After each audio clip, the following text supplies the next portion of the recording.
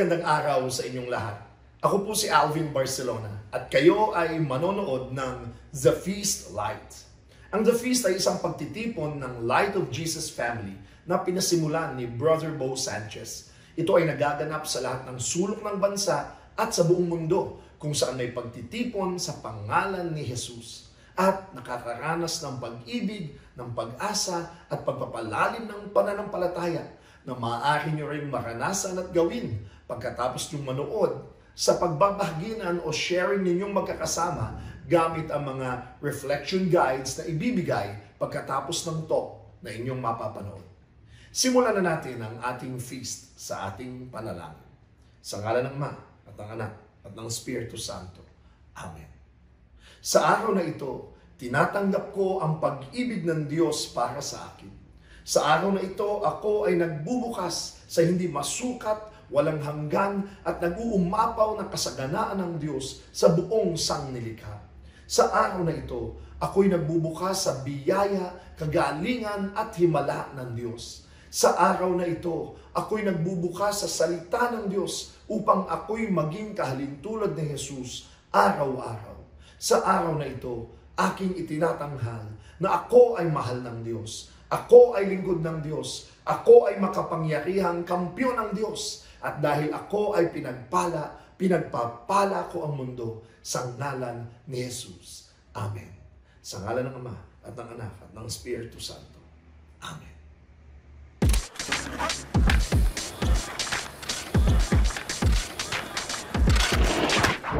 Paul, what did you write? The sins, the chains, the sorrow, the tragedy, and the story. We breaking shackles, we fixing discords, coast to coast, overseas, in the pain, above the rim, oh we suffer, but didn't stop there. Pero bakit kasalanan ko? Parang kasalanan ko. We're timing in, we're on the switch, we in the hymn house, the real Jeezy, the Saints gang, rhyme and dance and praising, singing, no breaks, no limits, he is calling. We on the stage, off live, flashing lights, camera, action, fighting bad guys, loving bad guys, on the runway, doing his way, taking off from the cross line, we in spirit on bars. Here we go.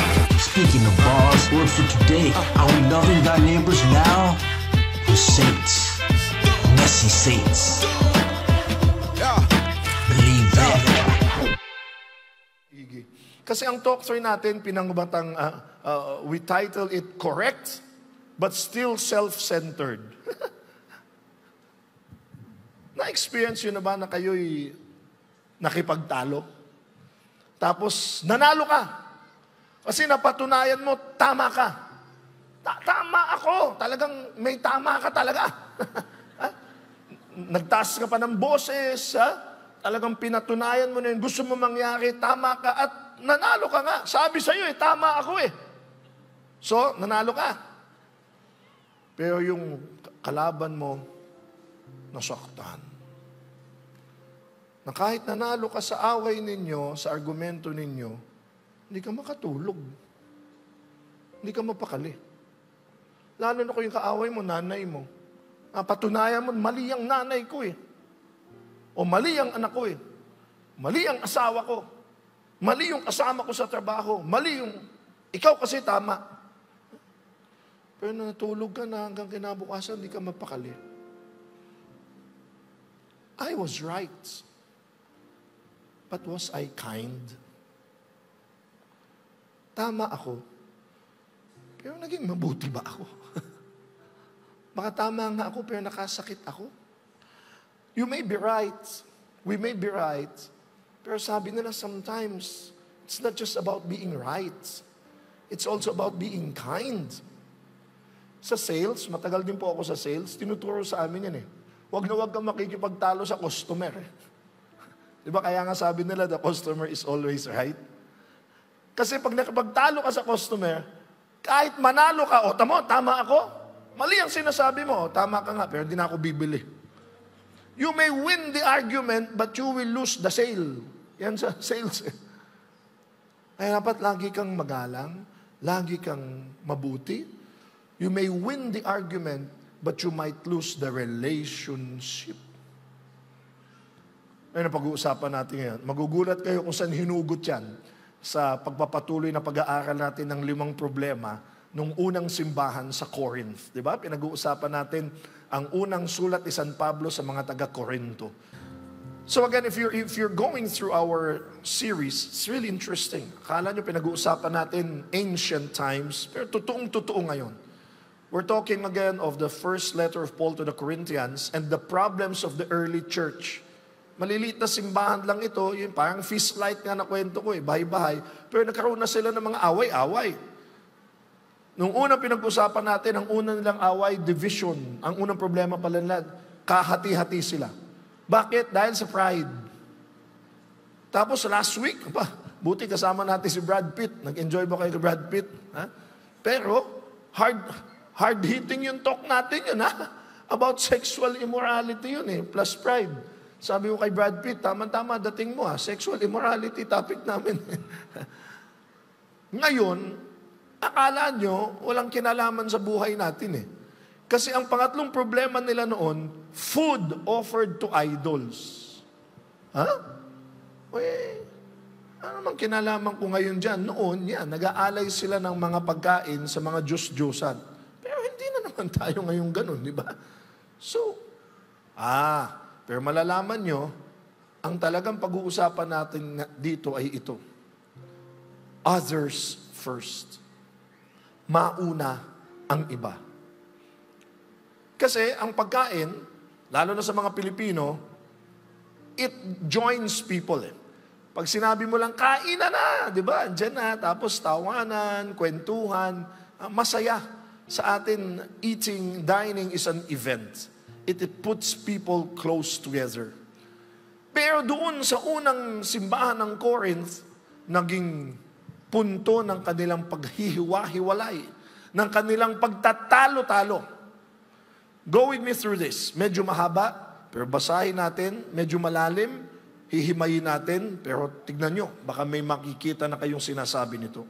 From 1 Corinthians chapter 8, verses 1 to 5, 7, 9 to 12, from the New Living Translation. Now, regarding your question about food that has been offered to idols, yes, we know that we all have knowledge about this issue. But while knowledge makes us feel important, it is love that strengthens the church. Naku, yan palang loaded na. Balikan natin mamaya yan. Anyone who claims to know all the answers doesn't really know very much. But the person who loves God is the one whom God recognizes. Kita nyo, dyan palang may sinasabi na. It's about knowledge versus love. Na kahit tama ka, kahit alam mo lahat, pero wala kang pag-ibig. So what about eating meat that has been offered to idols? Yan yung issue nila Well, we all know that an idol is not really a God. Diyos-Diyosan yun, di man totoo And that there is only one God.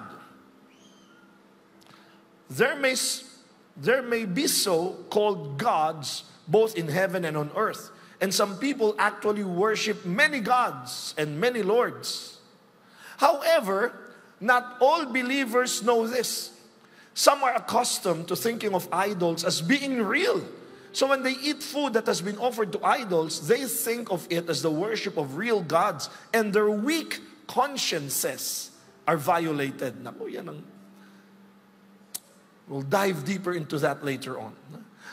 So Paul continues, but you must be careful so that your freedom does not cause others with a weaker conscience to stumble. For if others see you with your superior knowledge eating in the temple of an idol, won't they be discouraged to violate their conscience by eating food that has been offered to an idol? So because of your superior knowledge, a weak believer from whom Christ died will be destroyed. And when you sin against other believers by encouraging them to do something they believe is wrong, you are sinning against Christ. Again, it's long, it's deep, sounds technical, na parang wala akong kinalaman dyan tungkol sa pagkain sa mga idols. But it's saying something very, very real and practical to us. Context. Yang panahong yan, Ang dami po mga templo. Templo ng mga Diyos-Diyosan. Templo ni Apollo. Templo ni Hermes. Templo ni Poseidon. Templo ni Aphrodite. Kilala niyo ba yung mga sinasabi ko? Alam natin na yan ay mythology ngayon eh. Di ba? Dahil sa Hollywood, kilala natin yung mga yan. Ang anak ko po, san si Aya? Kabibili lang niya ng mga libro on mythology. Ayan. Kaya tinatapos na yung kanyang librong Percy Jackson. At kaya kilala ni Aya, ayan, sila Poseidon. Di ba? Di ba si Percy Jackson yan? Si Perseus, yung pumugot ng ulo ni Medusa. Ayan. Mythology yan eh. At alam natin na hindi yan totoo. Baka alam niyo, totoo yan sila. Hindi po, no? Alam niyo naman na si Thor, hindi totoo, no? Ayan, mga Norwegian gods, Greek gods, ayan. Pero noon, naniniwala ang maraming tao na totoo sila. Kaya nga sila nag-aalay ng mga hayop na pinapatay at pagkapatay nila doon, hati-hatiin yung mga parte-parte ng hayop na inalay. Yan yung pinagtatalunan ng mga Kristiyano. Kasi may Kristiyano na nga eh. Ayan na nga sila, church in Corinth. This happened 30, 40 years when Jesus already went up to heaven. Pero bago-bago pa yan. Hindi ba? 40 years ago pa lang. So nagtalo-talo sila. Anong pagtatalo-talo nila?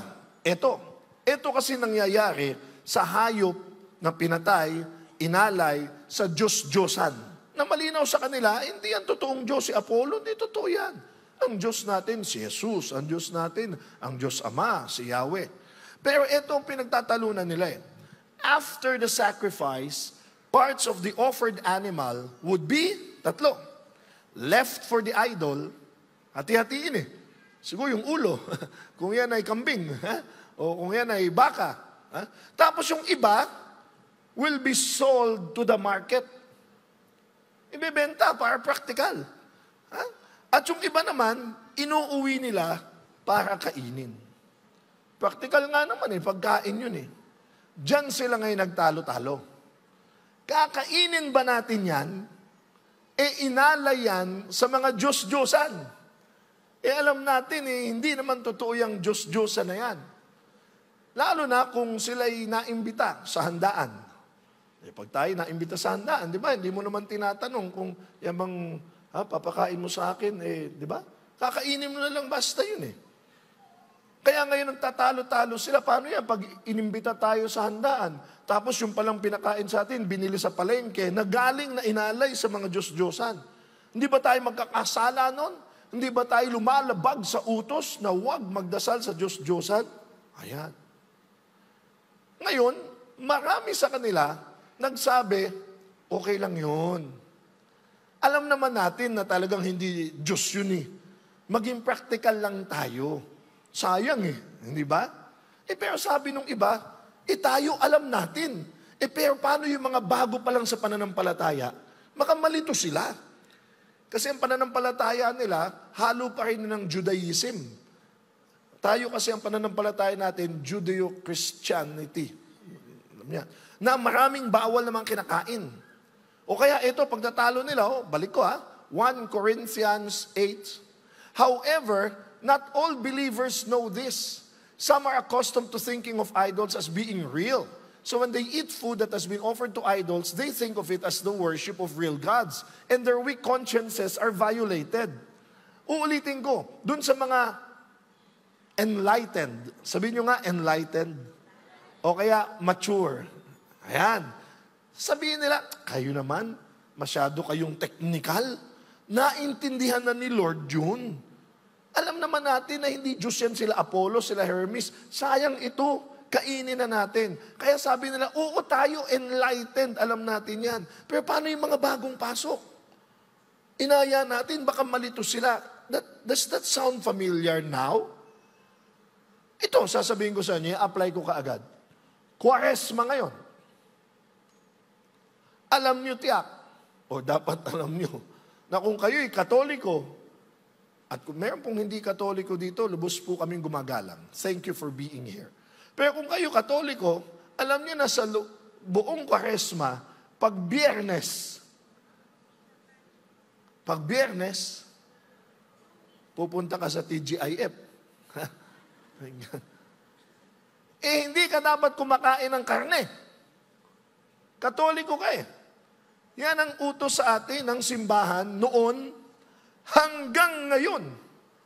Ang tawag dyan, law of abstinence. No meat Friday.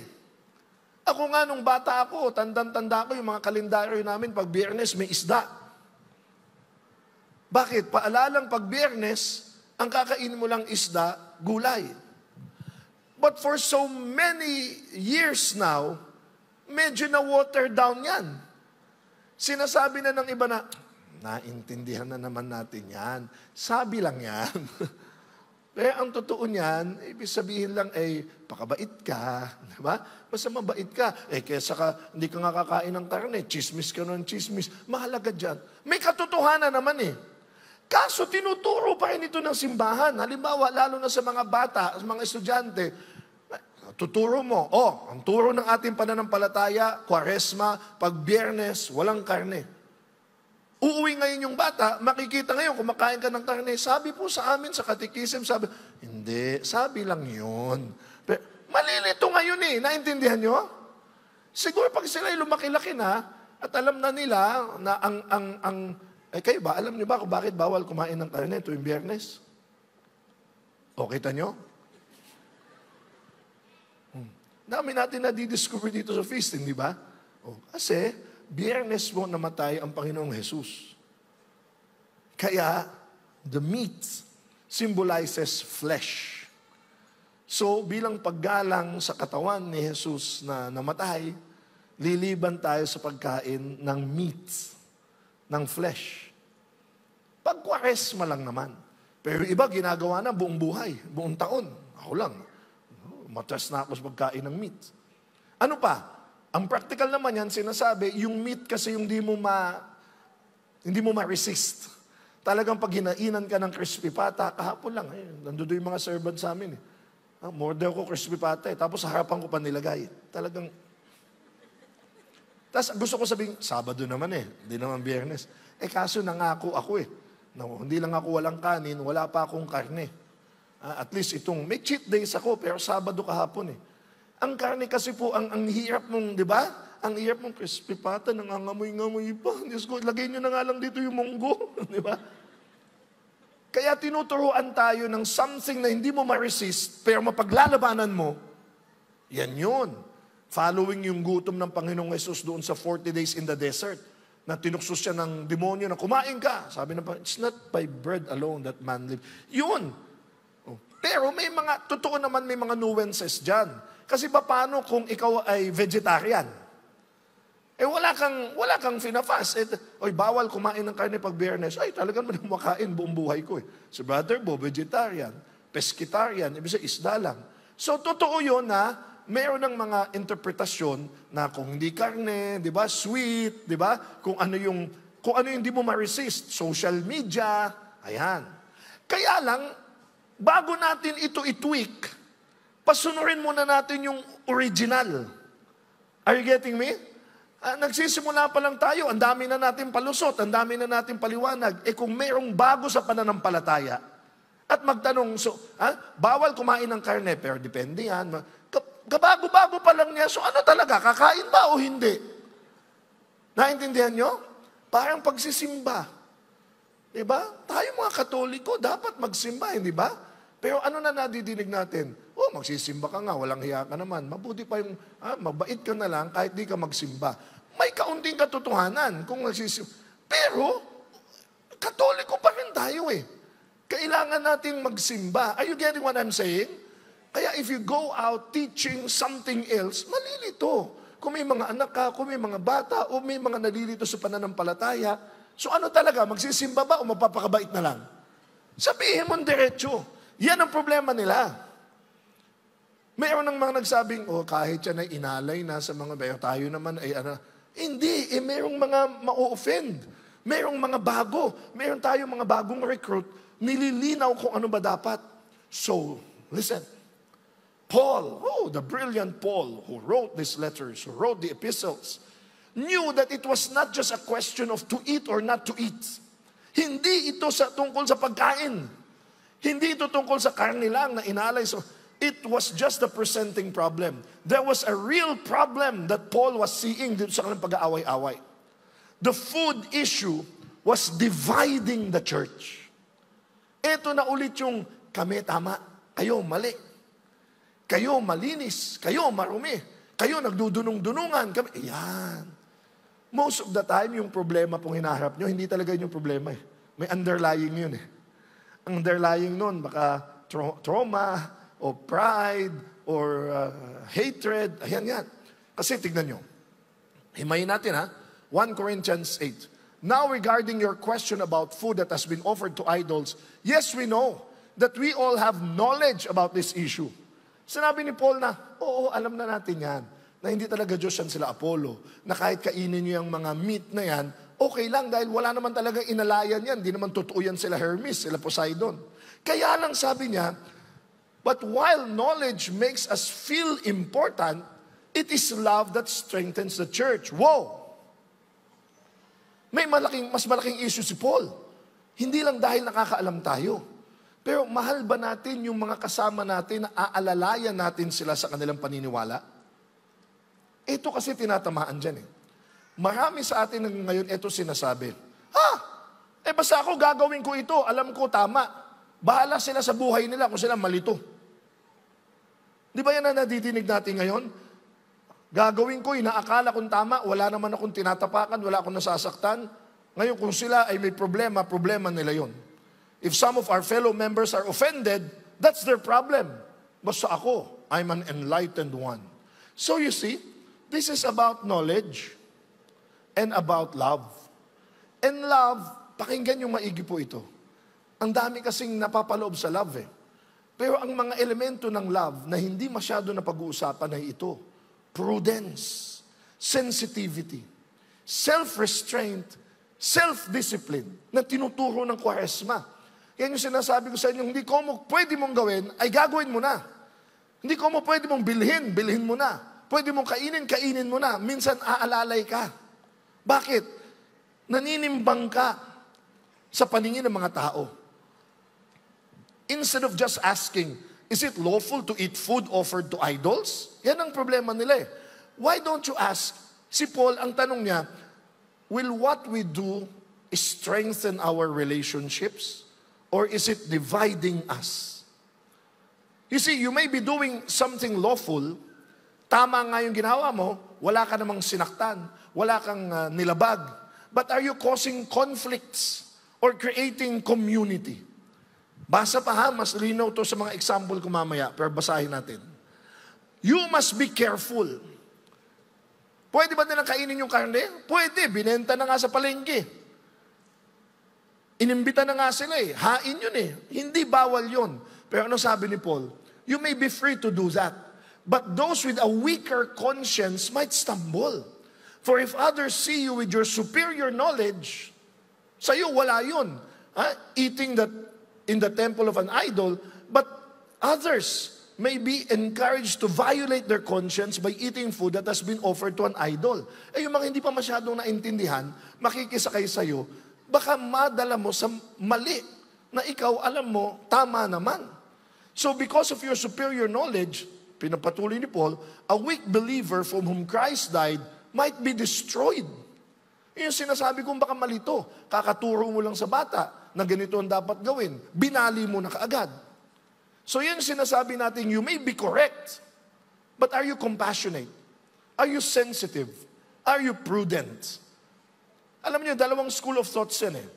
Sinasabi madalas sa social media, huwag mo isipin kung ano sasabihin ng iba. May katotohanan naman yan. Ang buhay naman natin ay hindi didiktahan ng ano lang ang opinion ng iba. Kaya ang lungkot natin pag walang like, ang lungkot natin pag may basher, ang lungkot natin, huwag masyadong iniintindihan. May katotohanan doon. Pero hindi absolute yan. Ano ibig sabihin? Minsan din, iisipin mo yung iisipin ng iba at sasabihin ng iba kung makaka-apekto, lalong-lalo na sa kanilang kamalayan, sa kanilang spiritualidad, sa kanilang pananampalataya. Bigay ako ng mga examples. There are actions where you should practice prudence, sensitivity, propriety, for the sake of others. Ito totoong mga nangyari. Pakinggan niyo po. Halimbawa, may youth camp na sama-sama yung mga kabataan natin na 3 days, 4 days sila, di ba? May kantahan, may worship, may mga teachings, pero dun sila natutulog sa isang lugar. Halimbawa, Antipolo, Tagaytay. Minsan, hindi mo sa atin, pero may mga reports na yung leader, kasama niya halimbawa yung girlfriend niya. Wala namang masama, girlfriend. Pero, matutulog sila sa isang kwarto. Tapos papansinin sila, sabihin, uy, nagtuturo tayo sa mga bata, tapos kasama yung girlfriend mo. Isang kwarto kayo matutulog. Ang sagot, wala naman kaming gagawing masama. Alam ko ang tama't mali. Kaya, bahala sila kung ano gusto isipin nila. Pero kami, dito kami para tipid, isang kwarto, bahala kayo sa isipin niyo, basta kami, walang ginagawang masama. Maaring maniwala tayo na wala silang gagawing masama o walang mangyaring masama. Pero imagine niyo ngayon ang epekto nun sa mga tinuruan mo mga bata. Are you getting what I'm saying? In fact, hindi lang sa kwarto Let's spill some beans here.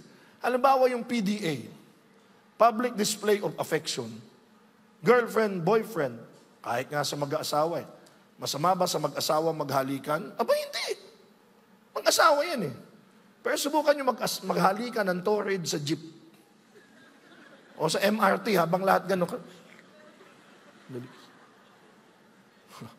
Bakit? Mag-asawa naman kami May nilalabag ba kami? May nilalabag kayo kasi siksikan kami dito kayo, naglilingkisan. Are you getting what I'm saying? Walang nilalabag, pero may prudence. Ibig sabihin nun, lumugar naman kayo. Ako, may school ako. Ang hirap nang bumaybay ngayon sa mga bata. May senior high kami. May talagang mga boyfriend, girlfriend dyan. Hindi mo na mapipigilan yan. Pero sabi ko, hindi ko kayo mapipigilan ng boyfriend at girlfriend, pero pipigilan ko kayong magpakita ng inyong ginagawa sa publiko.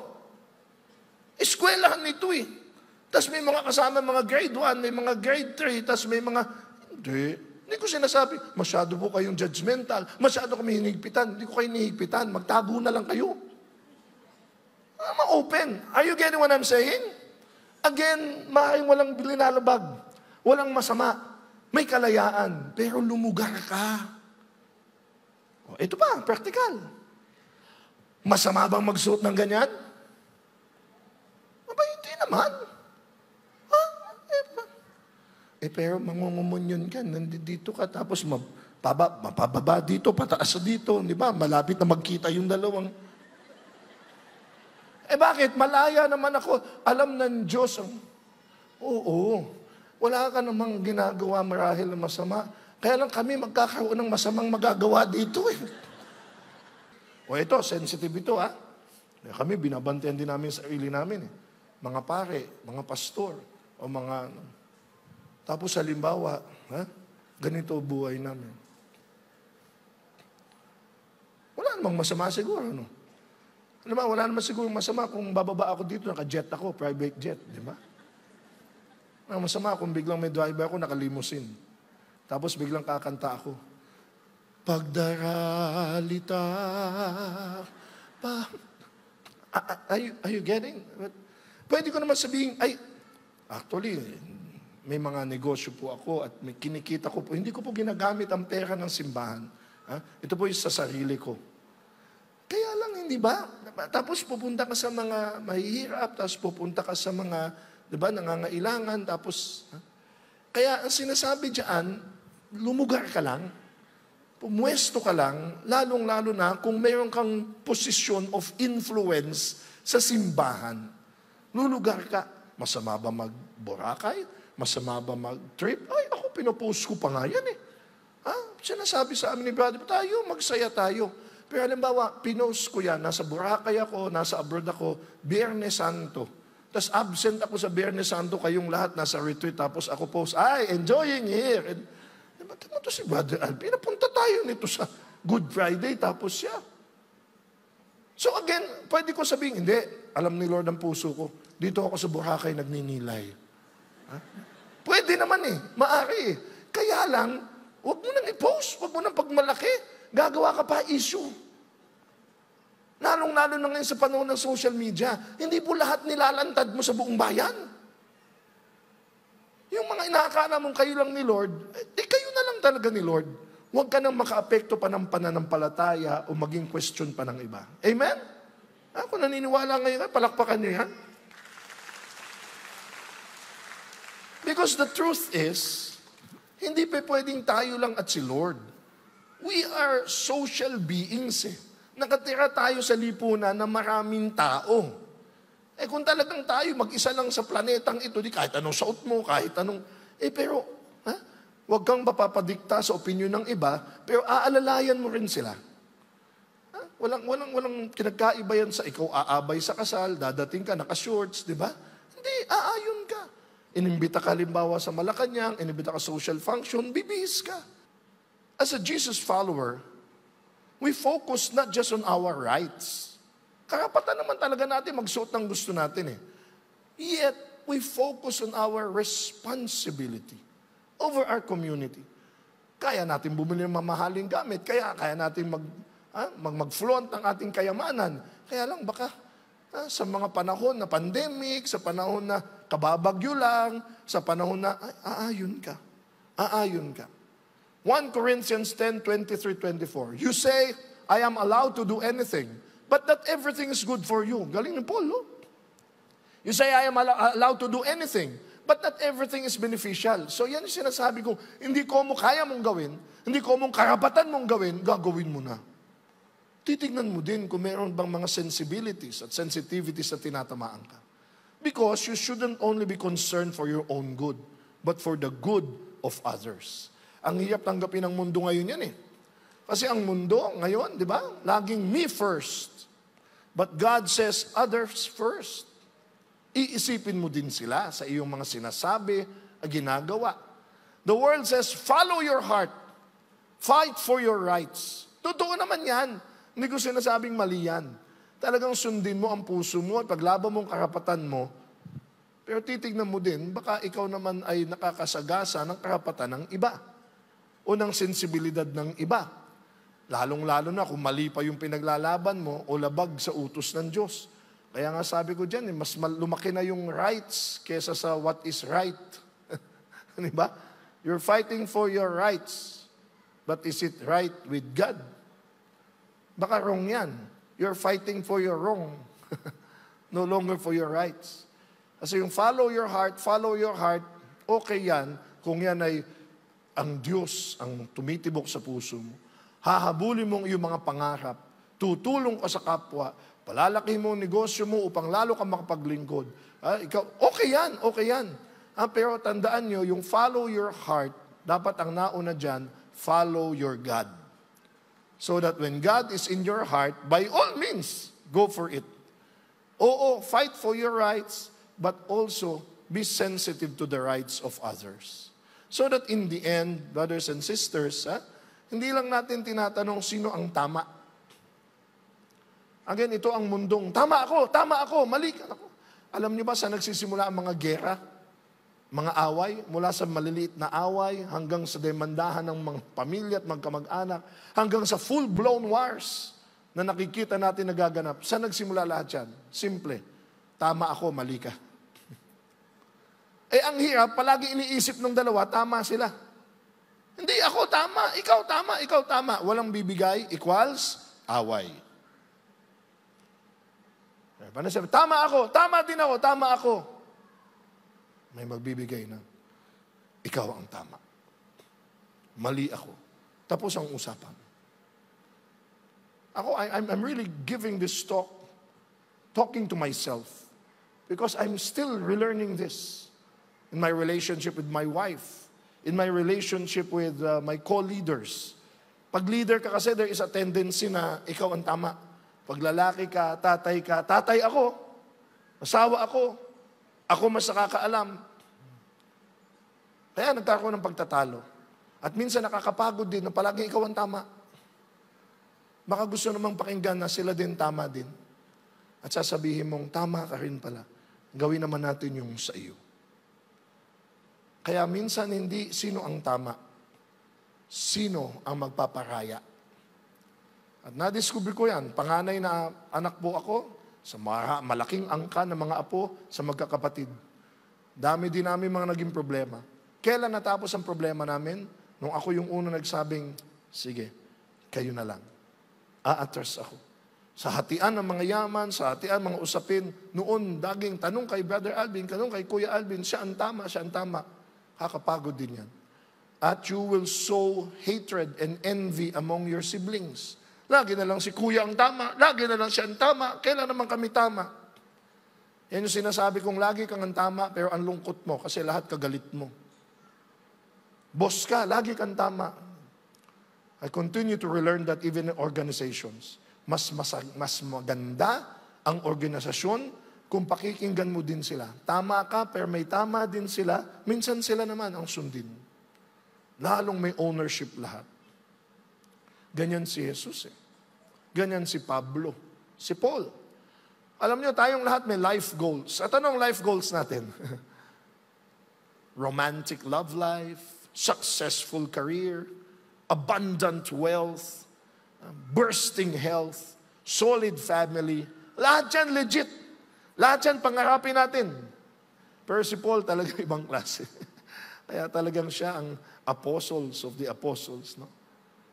Bakit? Sa 1 Corinthians 9:19, tignan nyo sinabi ni Paul, even though I am a free man with no master, I have become a slave to all people to bring many to Christ.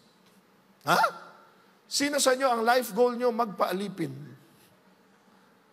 Kaya ka nag-aaral, kaya ka nagsusumika para ikaw nasa taas at walang masama doon.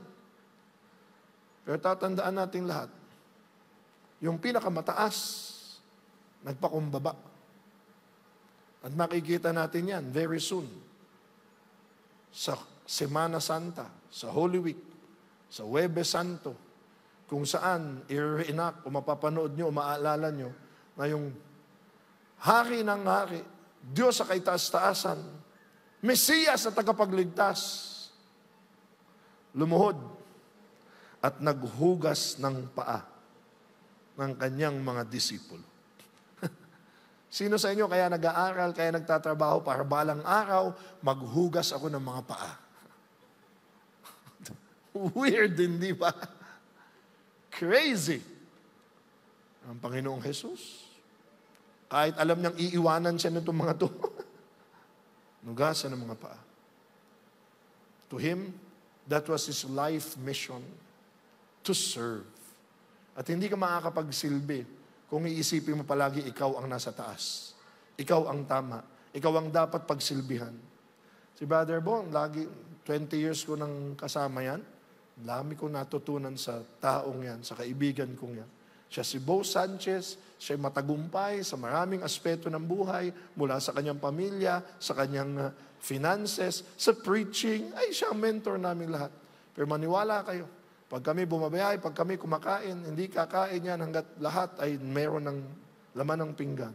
Oy, Brother Bo Sanchez yan, serban nyo. Pagbigyan mo sa kanya, siya magsaserve. Siya magsasandok. Siya magbubuhos. Noon ilang na ilang kami, ngayon sanay na kami. Bo, kakain na, pagsilbihan mo na kami. And he's just so happy to do it. You should see us pag kami bumabiyahe. Ha?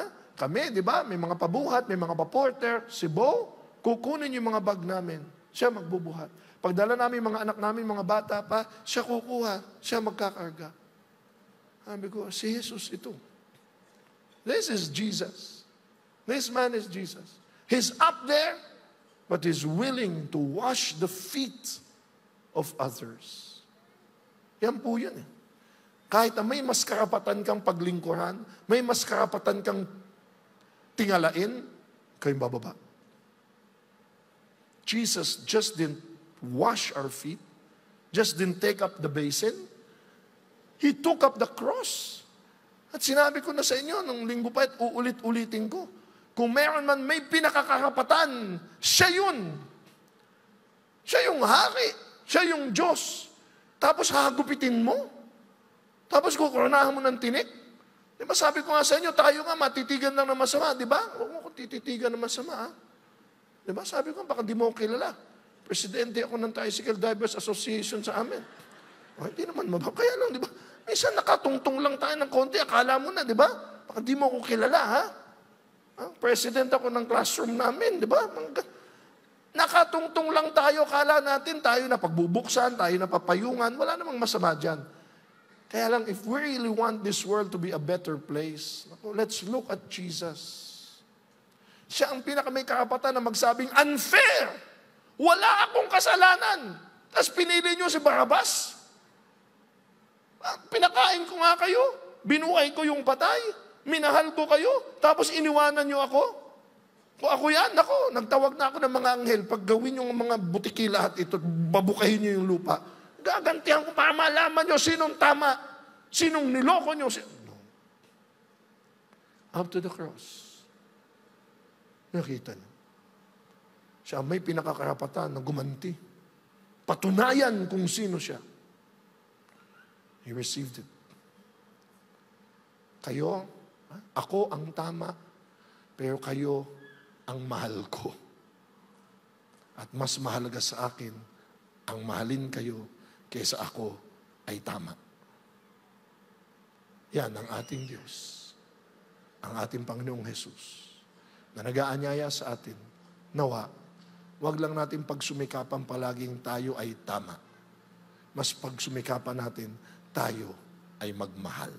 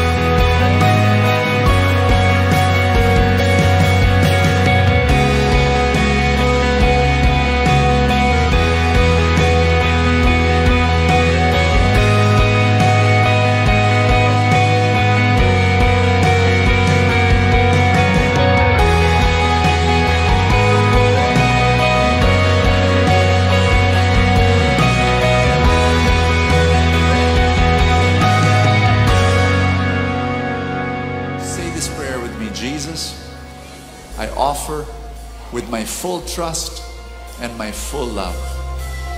And I believe you will bless me more so I can give more. In Jesus' name, amen.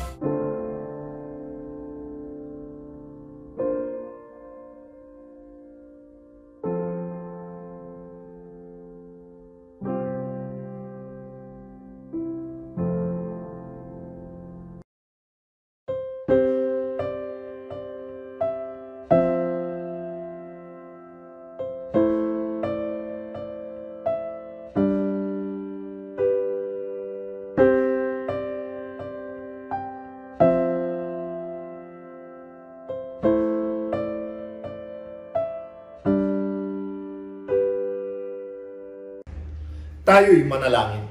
Sa ngalan ng Ama at ng Anak ng Espiritu Santo. Amen. Mahal naming Ama sa langit, kami po ay nagpupuri at nagpapasalamat sa isa na namang pagkakataon na kami muli mong tinipon at tinawag upang makinig sa iyong salita. Ipinapanalangin ko ang lahat na ngayon natitipon sa ginanap na feast light na ito.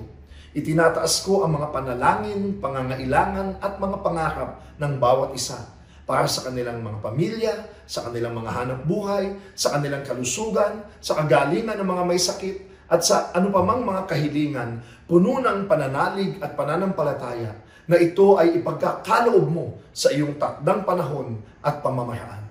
Nawa, patuloy ang maging pagtitipong tulad nito upang lalong ang mabago ang aming mga buhay ayon sa iyong kalooban. Sa ngalan ni Jesus. Amen. Sa ngalan ng Ama at ng Anak at ng Espiritu Santo. Amen. Maraming salamat muli sa inyong panonood. Huwag niyong kalimutan na regular na magtipon muli sa ating Feast Light at siguradong mayroong magandang mangyayari sa inyong lahat. God bless you.